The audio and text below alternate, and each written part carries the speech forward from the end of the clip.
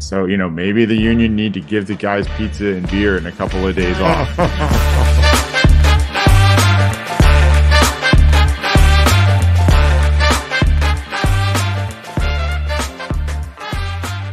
Welcome to amorephillyunion, the podcast where we swear to talk about the Philly Union, the whole Philly Union, and nothing but the Philly Union, with as few digressions as possible. We are your hosts. I'm C. I'm E. And I'm Paul. And it's been a little while since we've done this. So yeah, it was a break that did not feel like a break at all. And it was not planned. No, we do apologize for missing recording last week. I wish we could say we had some good reason for it. It was just a collection of, all right, are you free to record tonight? And then no, yes, or me falling asleep. Apologies.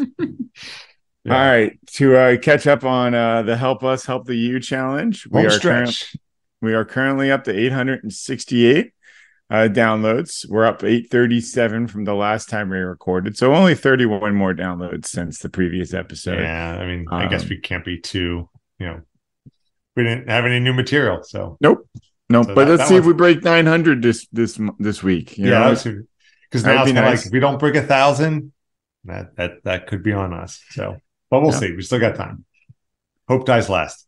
That's right. We've got this episode this week. We got possibly a recording next week for the final Union home game or our regular season game against New England.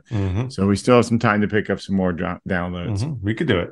And as a reminder, the Help Us, Help the You challenge is whenever we get to 1,000 downloads, we're going to make a donation to the Union Foundation.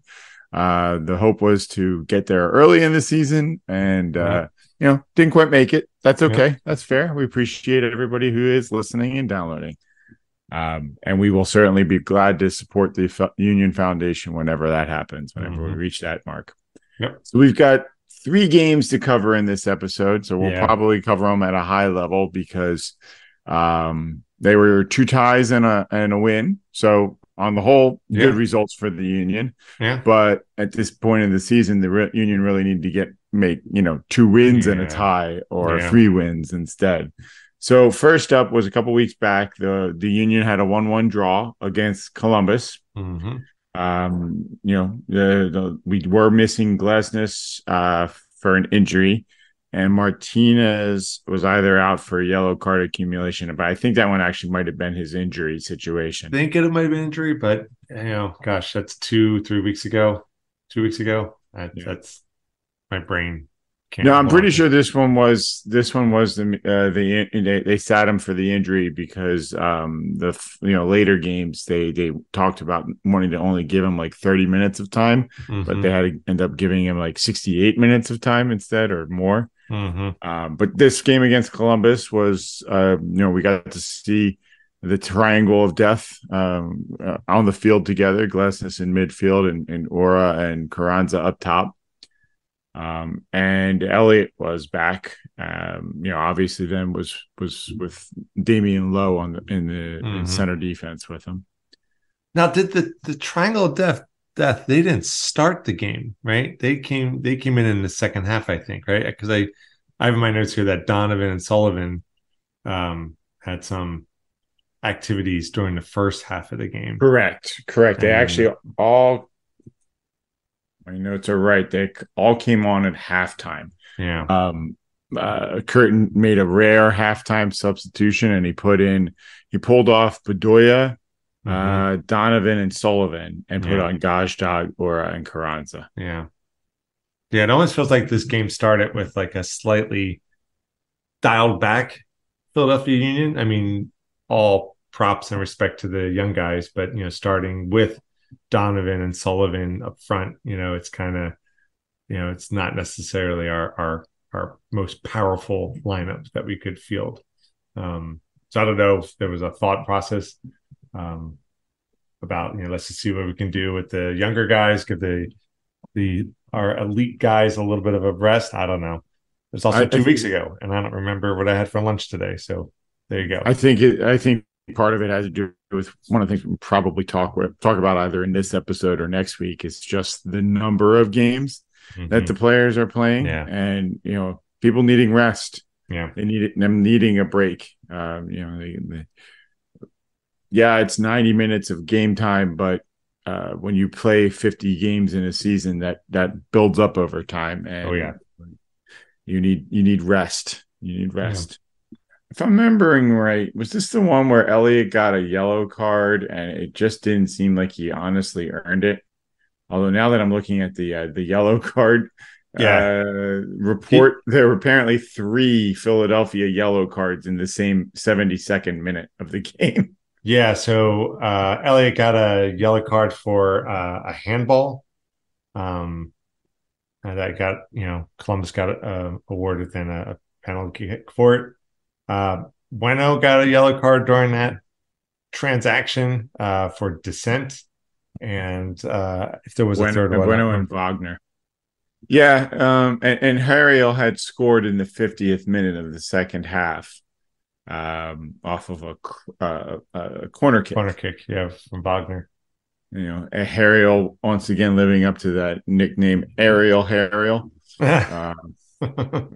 So, yeah, and then the big thing that I remember about this game was the dog show that turned into not a dog, that turned into an actual goal scoring opportunity. Where I think it was the second half, Carranza got clearly pulled down from behind. Which was a denial of goal scoring opportunity. But then Ora made a quick run, took the ball, played it on, and because he played the ball, the scoring opportunity still existed, so it was not ruled dog so correctly, and the Columbus player was not red carded. That kind of sucked. Chance for the Union to go up a man, but at the same point, I see both ways in this one, but it feels like it should have still been a red card. Maybe it's just the Union fan in me that just feels like that's how it still should have been called, but that was frustrating. Yeah. Like if Ora just not played the ball, it would have been a red card. So what do you want your players to do? Do you want them to play the ball or what? So penalty kick goal for Columbus. And Harriel puts away a header. They actually got the header goal first, so the Union were actually ahead for part of this game towards in the second half, and then gave up that penalty kick and ended up getting out of Columbus with a point. I think too for that game of note was in the first half. I know Blake had 3 big saves, so even though it was a 1-1 draw. In some respect, Blake helped, make it feel more like a win in hindsight. I didn't feel like a win at all. It was a draw, of course, but, but I remember making a note that it was Blake kind of had his groove back, right? He definitely had his swagger going in that game, which was good to see. Good. So that was the Columbus game, and then the Union hosted, they hosted Atlanta, or did they go to Atlanta? Yeah, it was at Subaru Park. It was at Subaru Park. Okay, they did get a win against Atlanta at home. That's right, because the Union game was at Columbus. That's right. Okay. Correct. Yeah, they were at Columbus. They were home to Atlanta, and then they closed out the home games with Nashville. And this one looked like Union of old in the first half. Yes, all 3 of the triangle of death scored. No penalty kicks on that in any of those, right? Guys, they're all run a play. They're all run a play. Yeah, so it looked like they were really getting dangerous. And the defense was playing a tight game and doing a good job. And then the second half happened. Going into the first half, it's always that, if you're up by 1, it's always nice if you can get one more going into the half up 2-0. Yeah. And we go into the half going 3-0. And yeah, if 2-0 is the hardest score to defend, then maybe 3-0 is even harder to defend. If 2-0 is the hardest score to defend, then thank God we were up by 3. Yeah, something like that. Yeah, but they scored 3 goals in 9 minutes in that first half. Yeah. Which was really positive. Yeah, it really was. Look at that. Yeah, so part of our complications last week was that I was traveling for work. The guys were going to record without me if they could, and then, like they said, life.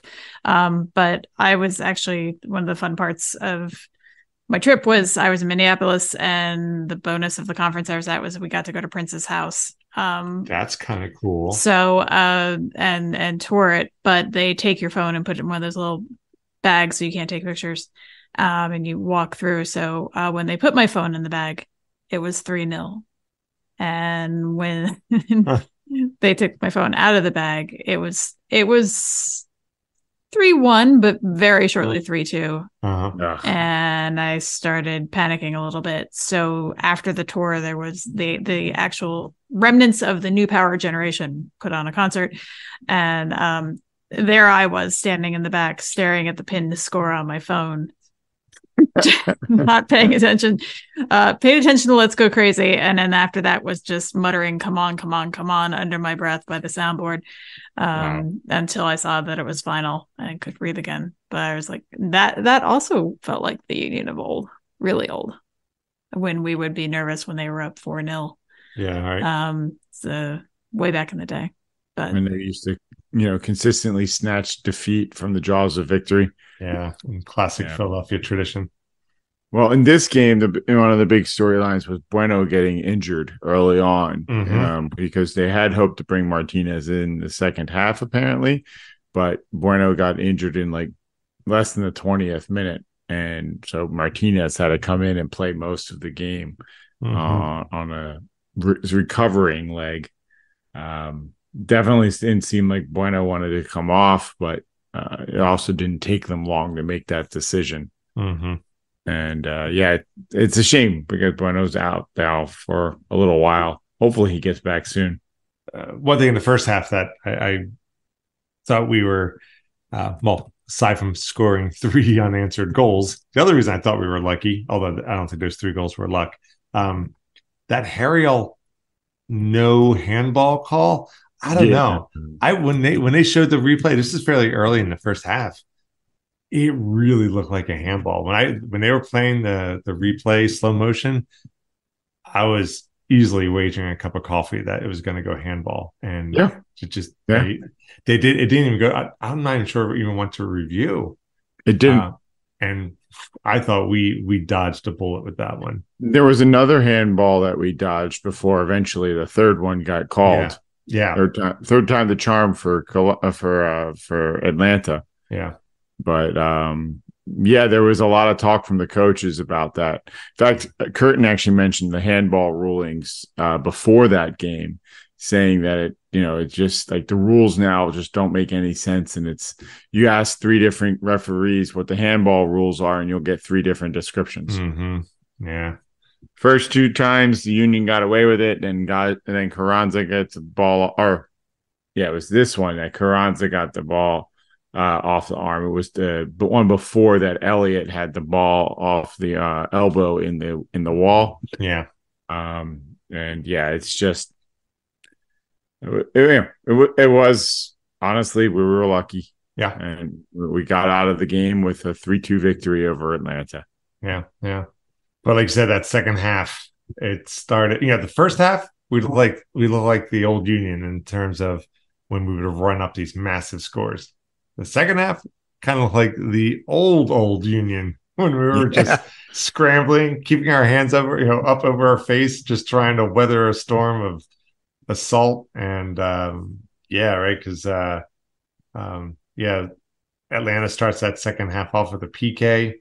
Right, Paul, you mentioned the handball against Carranza in the box. Yeah, I just felt like the second half, especially the second half of the second half, it was just trying to run out the clock. It was Atlanta was just going to town on us. Yep, but we outlasted it. But Gazdag had a goal and 1 or 2 assists in this game. And Dre made a whole bunch of saves. So, Gazdag made team of the match day, and Dre got a spot on the bench, it looks like. Mm-hmm. So, they were recognized for their contributions.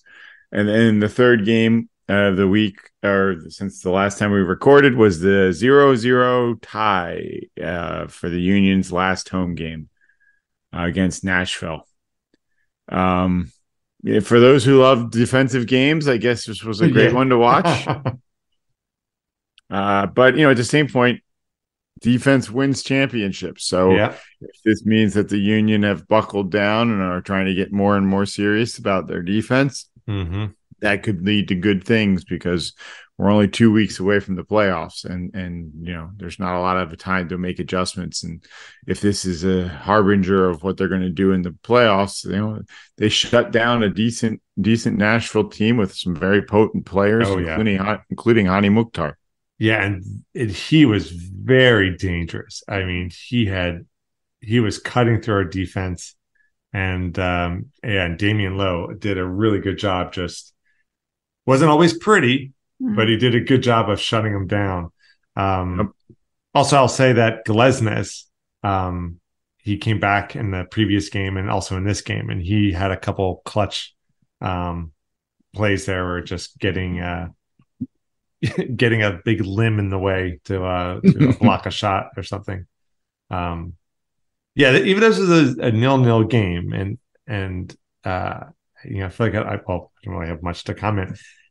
It was a back and forth game, but like you said, Paul, I think it was a game of defense. And we had talked about this, right? That it feels like the Union is trying to get the defense part kind of really solidified going into the playoffs. Park the bus. Yeah. Hopefully that's what they're thinking along the lines. It would be good if they get that rotation with the centered backs set. Mbaizo, Harriel, Wagner really own those outside spaces on the defense. They're going to need that. It's there's more games now in the playoffs, because the first round is a 3-game series, and it looks like the Union are not going to be able to avoid that. And then they go and face whoever they face after that, if they make it past them. So they need to shut it down. It'd be really good a really good strategy for the Union to bolster their defense. Put a brick wall in net and pay Kai Wagner. That's what I was trying to lead into, the pay Kai Wagner. One of the fans, or was a couple fans. 3 fans holding up signs. Pay Kai Wagner. Hastily made signs. Pay Kai Wagner. Which I agree. I agree with that sentiment. I kind of wonder, how much is he asking that the Union are balking at what he wants for it? I don't know, because I remember hearing a sound clip with Curtin during one of his press conferences, and even he sounded like he wants to keep Wagner. So that's what I mean. Do we know for sure that it's a pay issue? Is it an assumption? We don't know. Obviously, whatever contract they have offered has not been attractive enough for Wagner to sign it. Yeah. Whether that's pay or other considerations, we don't have any idea of what he's looking for. I heard one of his contract requirements is more interviews by local, regional, amateur podcasters. So and no green M&Ms. Hopefully they get that figured out. I mean, he's actually said, there was a quote before this game that he was a little sad that this was his last regular season game playing in Philadelphia, and he doesn't have a contract. That's he's using the media to put some pressure on the front office. I heard that during I think they talked about during the Nashville game, and man, that is such a bummer when I heard them say that, and it's kind of like, come on, Union, do the right thing here, and let's lock him in. We'll see what happens. There's still the playoffs. There's still the off season. There's no guarantee that he's going to walk, but if they don't make him an offer that he likes, he may take that and just go see what he can get. Yeah. But it was this game against Nashville apparently was Bedoya's 200th MLS start. Obviously not all with the Union. I don't think he was with the Union the whole time. And then this is also their 8th eighth straight game unbeaten. A lot of ties in that count, but a couple of wins as well. Actually, let's back up real quick. And I'm asking this because my memory is horrible. Bedoya, he came from Europe and started playing for us. Did he play for MLS before he went to Europe? Yeah, I believe so. Give me a second. Okay. All right. Yeah, Christy's on it. So yeah, because when I where's Scoops? We need Scoops. Yeah. Oh, stand by, I didn't know please stand by. I thought we were his first MLS team. We are his first MLS team, according to the Wikipedia. Huh? He came from Nantes. Yeah. And then before that, Helsingborg's IF. Rangers. Yep. Yeah, that's right. And Orebro. Sorry, it's the O. That looks like I can never get it right. Scandinavian team. SK. I wonder if that's where he met his wife, because his wife is Norwegian. Maybe. But anyway, yeah. So no, we are his first MLS team. So we are his. He has, according to this, 204 appearances, and they are all with us. So that's on. There you go. Correction, real-time correction. Nobody has to write in. Feel free to write in. I mean, feel free to write in, sure. But on that point, don't worry about it. We got it. We got there. What's that Barry White song? You're my first, my last, my everything. I like to think that's the union for Bedoya. Hey, now we know what the song we can use for the Instagram post. There it is. That'll be a good one for the playlist. Okay.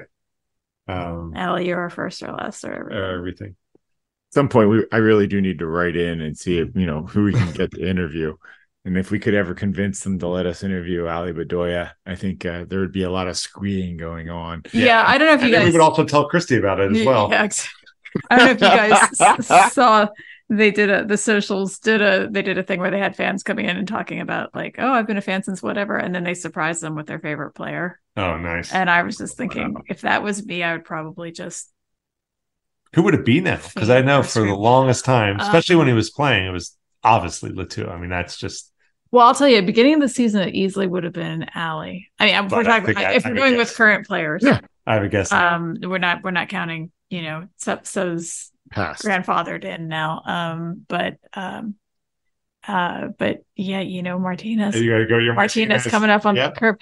Do you want to practice my Spanish a little bit before I run into him? I'd like to have something vaguely intelligent to say. But yeah. But that would be really fun. That would be really fun to get to talk to Martinez. And I actually was thinking once, like, how do I say we have the same birthdays in Spanish? Yeah, so I was working on that at one point just in case. But yeah, no. But I don't know. Allie's awesome though. How about you, Eve? Who would you pick? Yeah, I was going to ask you, Paul. Active lineup. That's a good question. If you got one, you go first. I'm going to think here.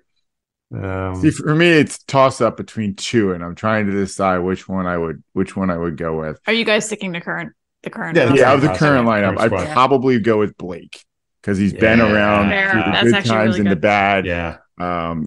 He had a heck of a story coming into the team.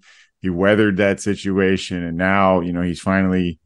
Not finally, but he is getting the recognition of such a good shot blocker. Yeah, he's a rock back there. He is the reason why the Union got as far as they did last year and in the last few years. And I'm hoping that he'd be there to get us through again this year into the playoffs and hopefully back to the cup. Yeah, that's a solid choice. Both Blake and Allie. I mean, they're kind of legendary status. Yeah. So I feel like, it's almost like I'm just not even worthy to like interview or ask questions. It's just like, do you like stuff? Oh, I would instantly be Zach Elton. Do you remember that one game where you did that thing? That was awesome. Yeah. Yeah, I think. Well, just I'll with those two kind of off the list then of people to interview. I mean, you can pick whoever you want to pick. Kind of like I would interview Glesnes. And I think it would just pretty much consist of me and him just sitting out on a pier somewhere, eating a sandwich and not saying anything. And that would be the end of it. But aside from that, just ASMR of you just like eating I don't know sandwiches. I just maybe it's the Norwegian fisherman. I could just see just just sitting there having a sandwich. Like, looks like it might rain. Yep. He flies planes too, right?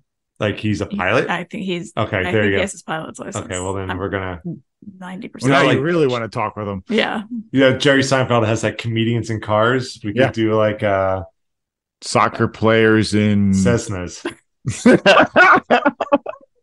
There it is. There you go. That's what I was going. If Glesnes starts his own podcast, that's what he's got there. Soccer, and Cessnas. Oh my God. So there we go. I'll leave it with Glesnes on that one then. So that works. I do have one other just unrelated question, but it is related. In the and maybe you guys know this, in the which game was it? It was, I believe, was it the Atlanta game?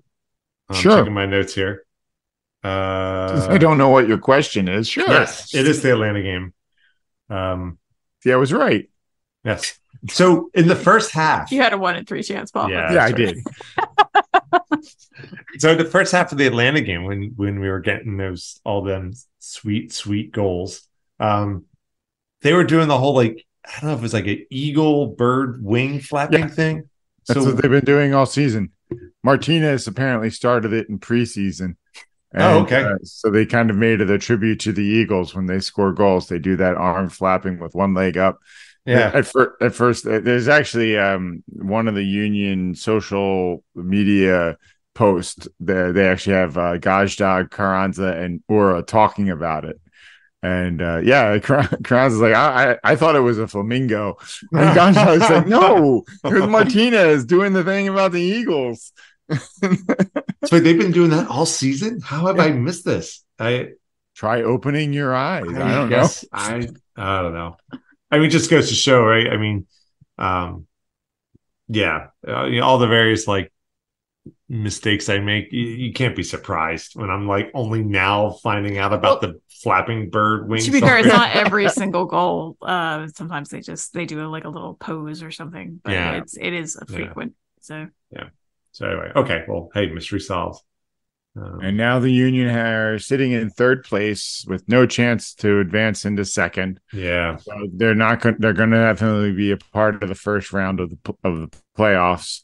Yeah. But they're not guaranteed third because there are plenty of teams that are close to them in the standings, and so they need to perform in their last game against the New England Revolution. Yep, who are currently sitting in fifth, and actually a win for the New England would tie them with the Union in points, but I don't know if that would necessarily move them above the Union in the standings because I think Union still have the advantage on the tiebreaker. But what is what's the first tiebreaker? I don't honestly remember. Yeah. Okay. But I do think Columbus could certainly get over the Union into third if the Union don't get some points out of the Revolution game.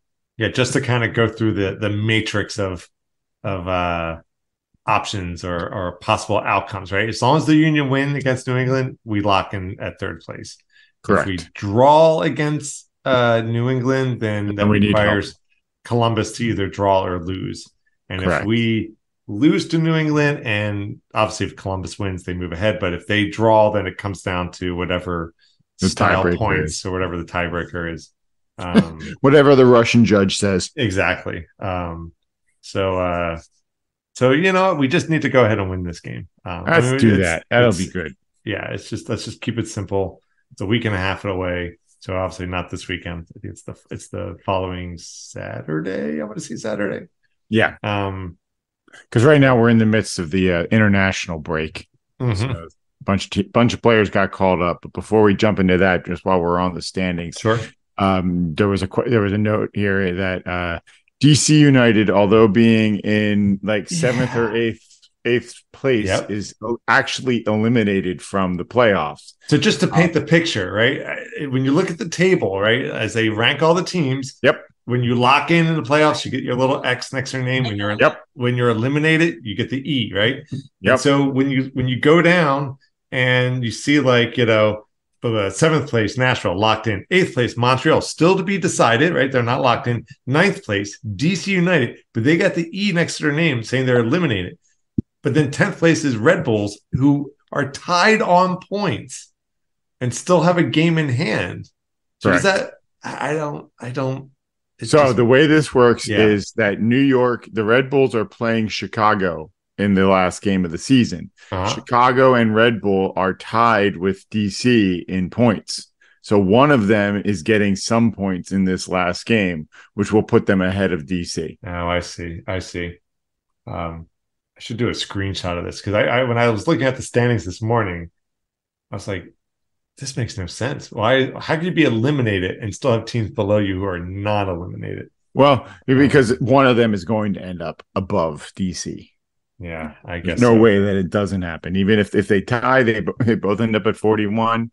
If one of them wins, they end up at 43. And either way, that's ahead of DC. Hence why DC is eliminated.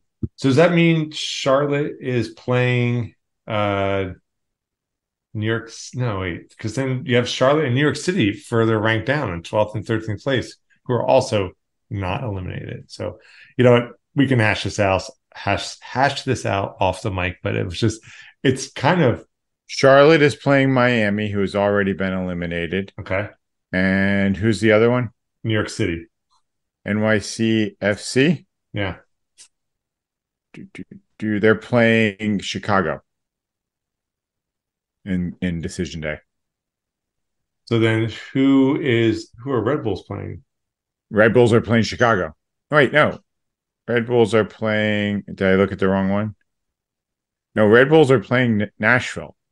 They're playing Nashville. Okay. So I don't know. Yeah, it's weird. So just a real quick note on DC. I don't know if you saw that they parted ways with Wayne Rooney. Yeah. And he already has a new job. Doing? Coaching Birmingham, which is owned by, at least in part, Tom Brady. Oh. So. All right. He's not unemployed. Yeah. Well, good for Wazza. Wasn't really worried about him. Yeah. Figured he was going to end up somewhere. Yeah. The guy's going to be okay. Since we did mention the international break, the Union have had 9 players called up to national teams. Nice. The Union for the U.S. Under 23s, Harry Ellen McGlynn got picked up, and they're going to play in the Mexico game and against Japan on the 17th. Mm-hmm. And then as far as non-U.S. national team calls up, there's Baribo, Blake, Bueno, Gajdag, Lowe, Martinez, and Mbaizo.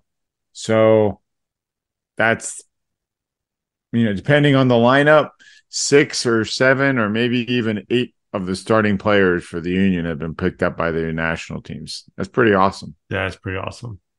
And what would be even more awesome is they all come back intact with no injuries. That would be awesome. That would be nice. I'm not even sure if Bueno's actually going to be playing for Venezuela because of his current injury. Mm-hmm. We'll see what happens. All right.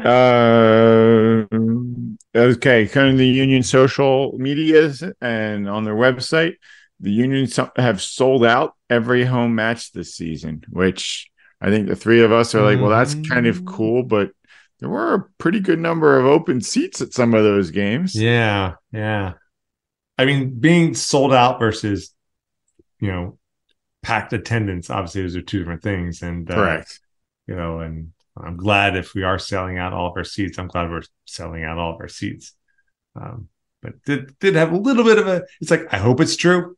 I really hope it's true. But my eyebrow did raise a little bit. It's like, well, I was at a bunch of games and there were definitely a sprinkling, I think is a safe way to describe it, of the number of empty seats.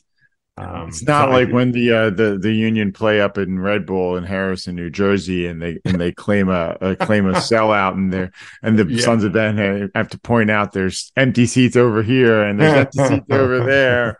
It never got that bad except for the one really crappy weather day. The weather, in September when they were playing in the nor'easter.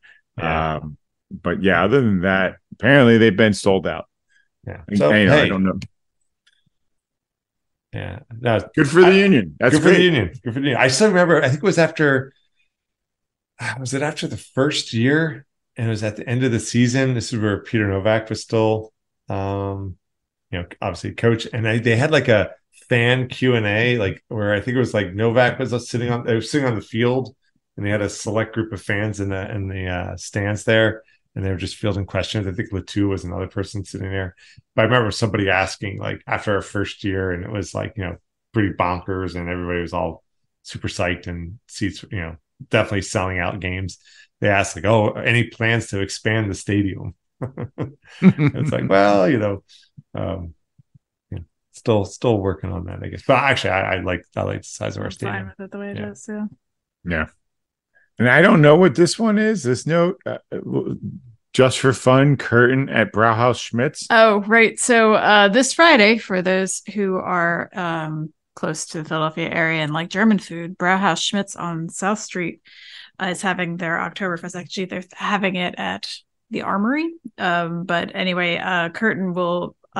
Jim Curtin, if I need to specify, will be tapping the inaugural keg of the fest this Friday night.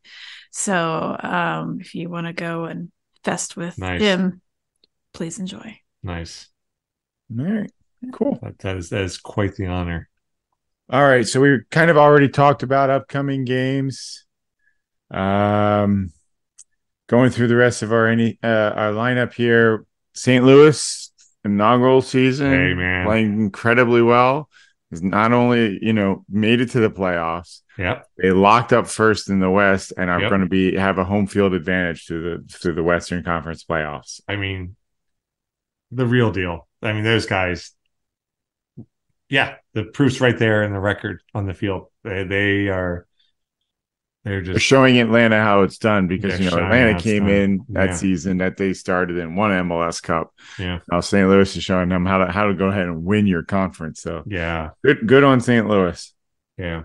They kind of remind me when Portland came into the league, and they were just now they didn't win their conference like St. Louis did, but it's just like there's just so much passion coming from that part of the country. It's good to see. Yeah, absolutely.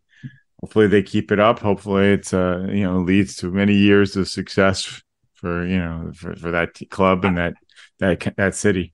I really hope to see St. Louis lose the MLS Cup to Philadelphia Union.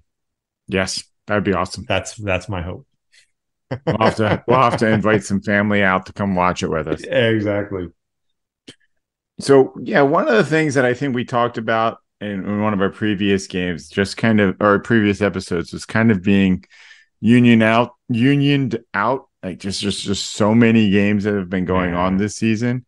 And it's interesting now to hear a lot of the players talking about just the density of games, just the fact that there's so many of them through these many months. It's not hockey, it's not baseball, but they're playing upwards of almost 50 games in a season with all of the additional competitions and playoffs and such like that. And we're starting to really see the players get run down at this stage of the season. And as a fan, you kind of see it on the field. Like the players are noticeably tired, and they're a little slower, and the play just doesn't play as fast. And I don't know. Do you guys have any thoughts about this? I mean, I can just give a quick little example, I think, of a data point supporting all this, right? I know when Glesnes came back, was the game he came back? I think was it the Atlanta game he came back in? Yeah. And heck, having that like week or so off to recover, he just looked like he had way more spring in his step. It's sad, like when a player goes off for an injury and they come back. It's great that they come back, but it just seemed like he had that much more energy, I think. And it's kind of in the Valley of the Blind. One-eyed man is king. He had that week off to rest while everybody else was still playing those 2 games that he just looked like a little giant blonde jackrabbit back there on defense. But you guys, I know, have done a lot more reading in up on this. No, I wouldn't say a lot more in my case, but yeah, I mean, it was something I was thinking about before. They were saying, started coming out about it. So I wasn't surprised. I was actually encouraged that I was on the right track, I guess. But also just like, feel bad that I was right. Well, just to interject real quick on our little group chat channel, you sent out the link with the article and you said something like, it's nice to feel validated or something like that, basically. I mean, I think Blake was the first one I saw, and then there were some other folks who came out and said that it's just too many games. I mean, it's a bit of victims of their own success, because if they had crashed out earlier of any of these tournaments, they wouldn't be quite as hard run. But even the regular season, I mean, they're playing because of that month-long tournament in the middle of everything. They're playing a lot more often than they would have other years, and also I assume because there are just simply more teams to play too, although I know the schedule accommodates that to a certain extent. So anyway, but it's just something I'd been wondering about, and I'm sorry to hear that they are feeling the effects. I guess I'm not that surprised, because yes, baseball plays more games and that kind of thing, but there's a lot of standing around in baseball. I'm not saying it's not athletic, or I'm not even trying to get that debate, but it's different. It's a different vibe, and they're on the field for the full game, as opposed to like hockey, who, even hockey players that play a lot are on the field for, out of a 60-minute game, they're on the ice for 40 minutes of that game. Right, exactly. That's not to say it's easy. You don't get checked like you do in hockey when you play soccer. That's the thing. I mean, there's a hazard in every sport, but absolutely. But with that in mind, it is a lot of wear and tear on the body, and it's probably also why we have seen some of the wear and tear injuries to the Union players, like the hernia that Flock had, and the leg injuries to Martinez and Glesnes. Yeah, when those started mounting up more and more, especially among the people we play the most, I really started wondering if it was. It does make you wonder how the players' union will negotiate the next time around, because right now rosters are kind of capped at 30 players. So maybe we need more higher paid players to have that, so that they can really get more rotation at a good level to maintain that level of play. It's definitely, I think it's going to lead to a lot more discussion. If they expect the teams to play more games, teams are going to need more good players to rotate on the field. They're not going to be able to play the same 11 every game in week in, week out, because we're going to burn them out. I feel like this past season, there's been like a handful of times, where it's just like 3 games in 8 days, and that's a brutal pace. It is. It wasn't. So it was interesting. I listened to a lot of other podcasts, and one of them is Radio Lab, and they just had in their latest episode, they talked about, I think it was like life extension and stuff like that. But one of the things they mentioned in that episode was a speed skater from 2022 who set records for long distance speed skating. And one of the things he did to prepare for the Olympics was he took weekends off. Like, he literally just would go out, go drinking with friends, go have a pizza, stuff like that, and do no training. But then he would train like mad during the rest of the week. And he ended up doing incredibly well at whatever the international competition was that year. So maybe the union need to give the guys pizza and beer and a couple of days off. I suspect less the Nordic sports, because it really does seem conducive to that kind of approach too. There is something a little special about it. I don't know, but all for it. Go for it. Yeah. All right, so we'll see what happens. We'll see what happens with the players' union and negotiations, and what they can do to get more time off and some better rest.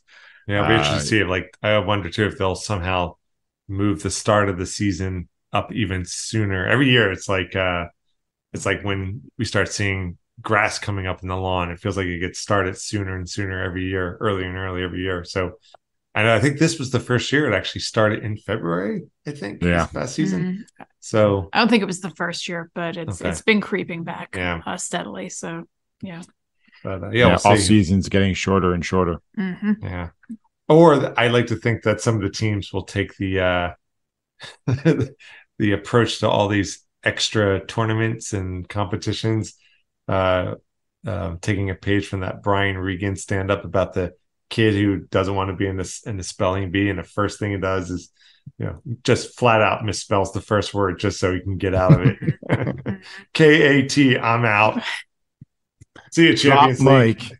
Crash out of those tournaments, guys. Yeah. Put your feet up. Yeah. So I wanted to mention one other thing that I saw that Christy posted to our team saying about the socials was Ali Bedoya getting escorted out on the field the national game, but with his kids. That's awesome. That was freaking awesome that they got to do that, and he got to walk out with them. This is Ali. Ali only has a contract for this year. This could literally be the last MLS regular season game that Ali ever plays. Yep. And it was really awesome that he got to end it by getting escorted out on the field with his kids. Yeah. And, I actually was lucky enough to get Nate into that at one game a couple of seasons back. And he walked out, I think, with Wagner. Was it with Wagner? He was awesome. this close to getting to walk out with Blake, who he really wanted to walk out with because Nate likes playing goalkeeper. And then some other kid slipped in there at the last second and grabbed Blake's hand and walked out with him. So Nate was second in line and ended up with Wagner, but he was like super cool with Nate, and they were chatting on the way out and stuff like that. But for Ali to get to walk out with both of his kids in the Union gear and to be there for that game, that was really awesome. Yeah, that's very cool. That was awesome. That's another question for your interview with Bedoya. Yeah, right. God, I hope he doesn't listen to this and be like, I'm not talking to those people. All right. Anything else from you guys? No. No, I guess next week we won't have much to talk about next week, but I still think I have an idea for next week. We'll see. Cool. We can talk off mic. All right. Yeah, I guess quick thoughts and prayers to Ty Baribo and all this. I know he was called up for Israeli national team, but for everything that's going on there, obviously, I know thoughts and prayers has become not the favorite phrase, but truly wishing all affected by the horribleness that's going on over there the best. So good thought. Yeah. Pass it on. All right, so wrapping up this episode, please come visit us. Our website is amorephillyunion.com. You can email us at pod@amorephillyunion.com. You can reach us at X, where we are amorephillyu. You can find us on Instagram, YouTube, and Threads with the username amorephillyunion. We also have a very eclectic Spotify playlist, which is probably going to be expanding. Yeah, I see some Barry White coming to it. There you go. We're gonna find us under a More Philly Union at Spotify there. So please get our podcast wherever you get yours: Google, Apple, Spotify, wherever. Subscribe, like, comment, help spread the word. We're still trying to up our downloads and get more listeners, and definitely we'd love to be interacting with people. So if you've got some ideas, got some thoughts, you want us to respond to, please send them along however you like. So thanks everyone for tuning in for another episode of More Philly Union. We're your hosts. I'm Paul. I'm C. And I'm E. Go Union!